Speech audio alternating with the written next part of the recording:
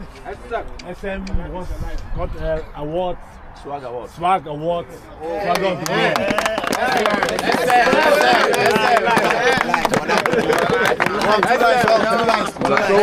So we will start. We make a line. 2 lines here. Down here.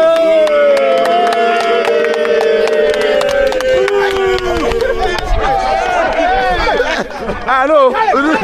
Caleb.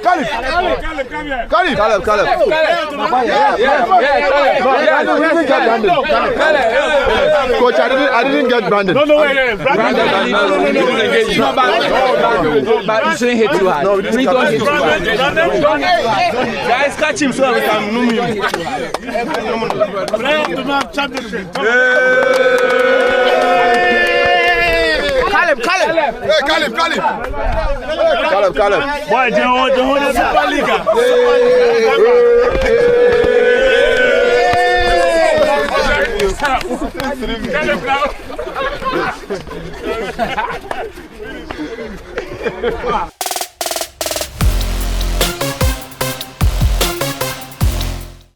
That was Benjamin Asari at the start there, getting some fans from his fellow teammates for winning the Swag Award over the weekend. Caleb Yerenchi as well, and Thomas Asante, a championship player of the month, in their final training session ahead of the game versus South Korea, which will be the final international break of 2025. Last night, our brothers Nigeria failed to qualify for the World Cup, which now has 32 countries already qualified, as you can see on your screen right now. Nigeria will not be there, and it's been a banter weekend for all of us. We've gotten Nigeria teasing and everything.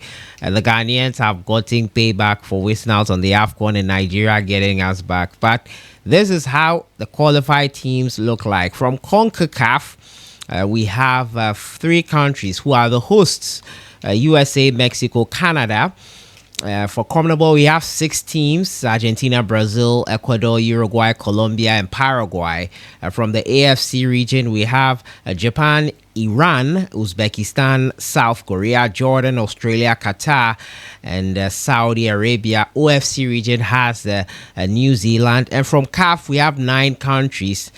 Ghana included, Morocco, Tunisia, Cape Verde, South Africa, Egypt, Algeria, Senegal, and Ivory Coast. And then from UEFA, we have now 5 countries: Norway, Portugal, Croatia, France, and England. More games to be played in the next international window in March. That'll be a playoff round for the second best placed teams in Europe. And for the playoffs, intercontinental playoffs, we have Ivory Coast representing CAF, New Caledonia, and also Bolivia representing CONMEBOL. So still, I think 16 slots to go.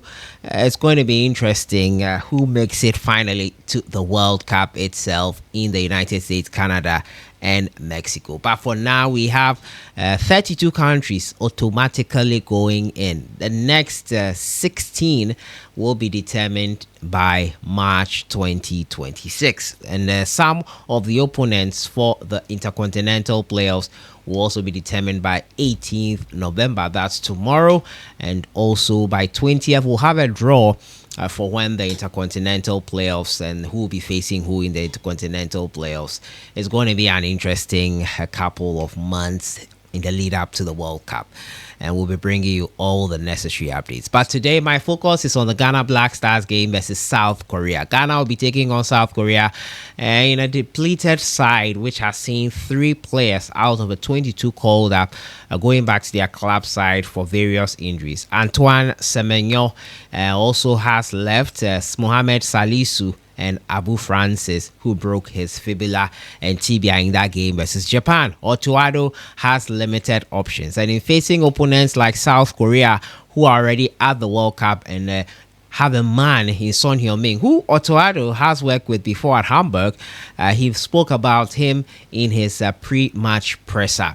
Otto basically admitted that he is limited in options because of the players that he could not get in. He said there are issues with visas being issued to players to come into South Korea and Japan for those games, and that has led to his squad being a bit limited. However, he is optimistic that tomorrow they can do better than they did versus Japan.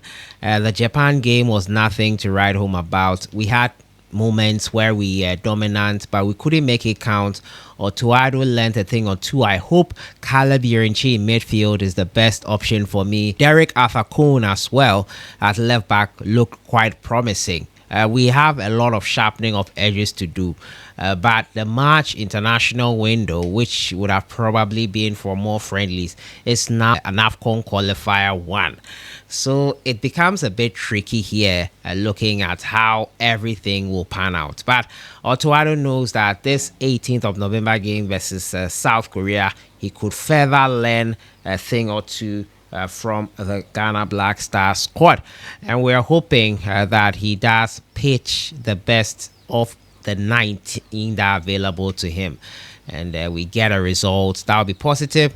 We learn a thing or two once again and not embarrass ourselves. Today we're going to look at my possible starting 11, and we'll look at snippets from the pre-match press conference as well as pictures from the final training session. Without much ado, we'll jump right into it and look at my possible starting 11. Based on the first game, we saw Joseph Teteyanan in post.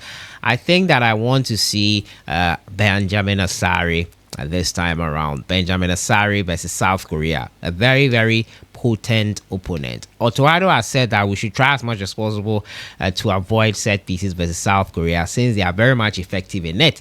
And we saw that example in their last international friendly game they played before this one versus Bolivia.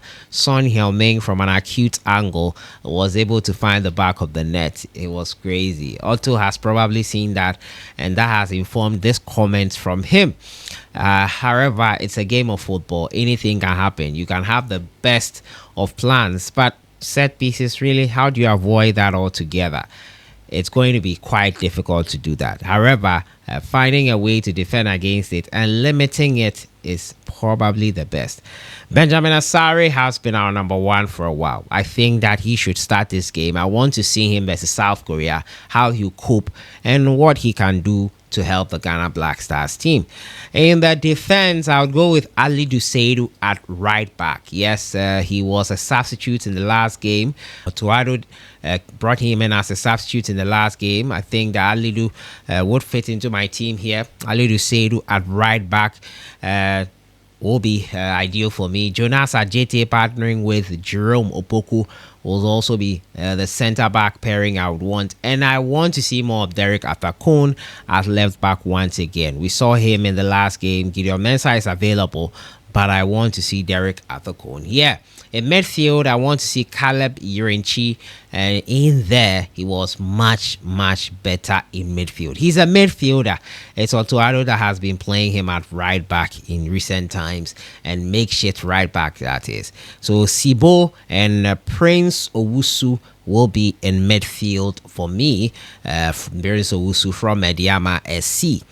Kamaldeen Sulemana will be up front. I'm looking at the pre-match press conference and seeing that he came with Otuado, meaning that he will be one of the starters for Coach Otuado.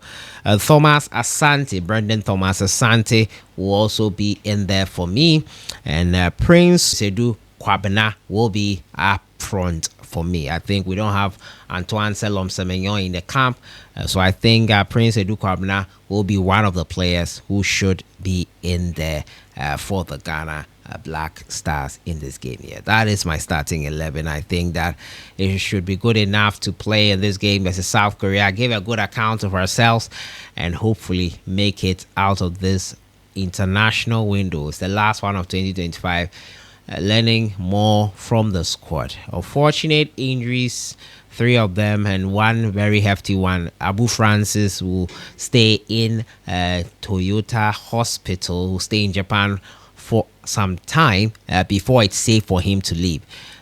But let me know your thoughts in the comments box on my squad here for that game versus South Korea tomorrow. I think it's at 10 a.m. as well. We'll be bringing you all the updates from that one there. Your thoughts in the comments box on everything. I'll see you guys in the next one. Enjoy the rest of your day.